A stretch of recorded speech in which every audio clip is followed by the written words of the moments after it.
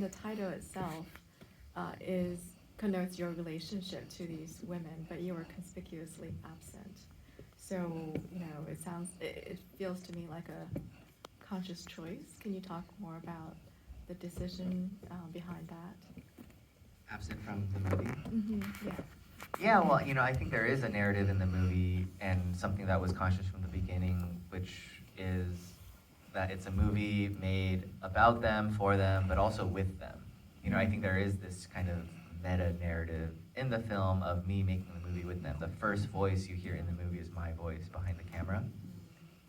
And maybe this is a subjective thing, but yeah, we had a version of the movie where I'm literally in the shots with them. There were scenes like the first end credit shot where White Boy hits me with the stick. Like that was like a 2-minute skit that we filmed, and we realized in the edit that, at least for me, the lightest touch of my presence actually went a long way, because even though you don't necessarily hear me all the time or see me necessarily all the time, at least to me, like I feel like you can tell that I'm there.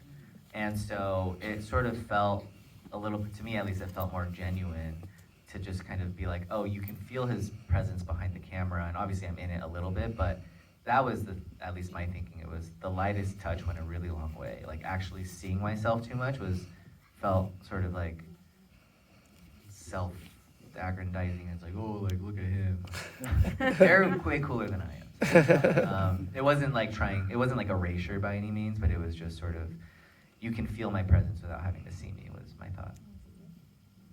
I wanted to take so this film is on Disney Plus. Please, if you loved it, I feel like you all did. Please spread the word about it. Let people know about this film. It's so special.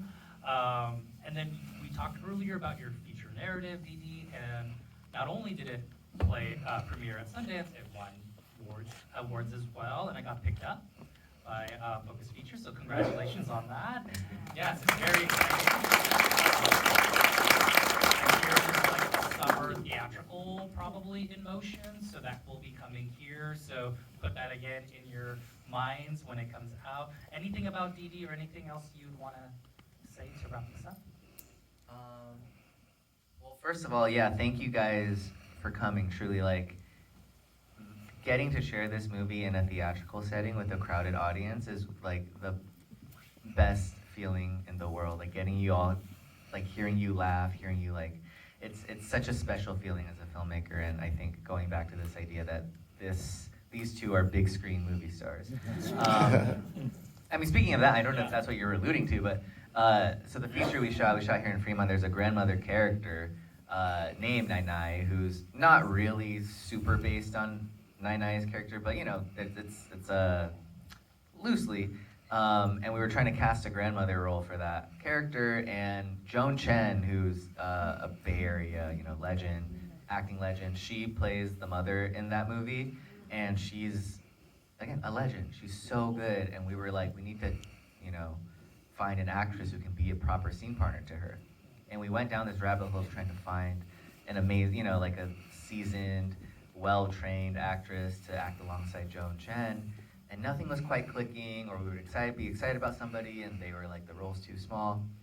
And ultimately, we were like, what if we just casted one of them?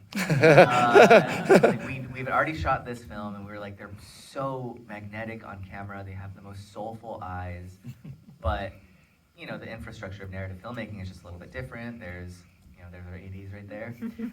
We didn't have time in the schedule for naps, and they took many naps on this documentary short. But we just kind of knew, or was like, if it works, it would be a home run, but if it doesn't, it's gonna be a disaster. And my grandma's gonna be the reason like this movie is ruined. And I didn't want that pressure on her, but ultimately we ended up casting Waipoa to play the grandmother in the movie, and I remember she's amazing. She's so good. We won the Best Ensemble Cast Award at Sundance, and it was like Joan Chen, and then Isaac Wong, Shirley Chen, and then my grandma. I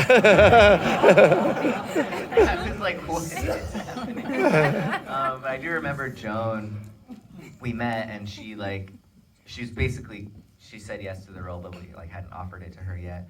And she was like, who's playing the grandma? And I said this like, four-time like Taiwanese Oscar-winning actress. She was like, we're talking to her. She's excited about it. And Joan was like, that's amazing. I've worked with her before. She's so good. And I was like, yeah, it'll probably be her or my grandma. And Joan's like, oh.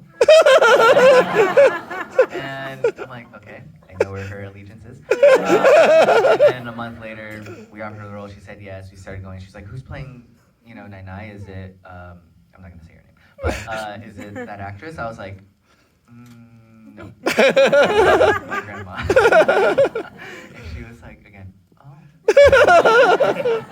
But she had seen the short, so she knew that, again, like she was soulful and magnetic, but again, like I think we were all a little worried that, okay, is this gonna work? And the first day we shot with the two of them, I was sweating bullets. I was like, all right, let's see if this is gonna work. And I had been reading with her a bunch, and we just don't have a ton of time for rehearsal on indie movies.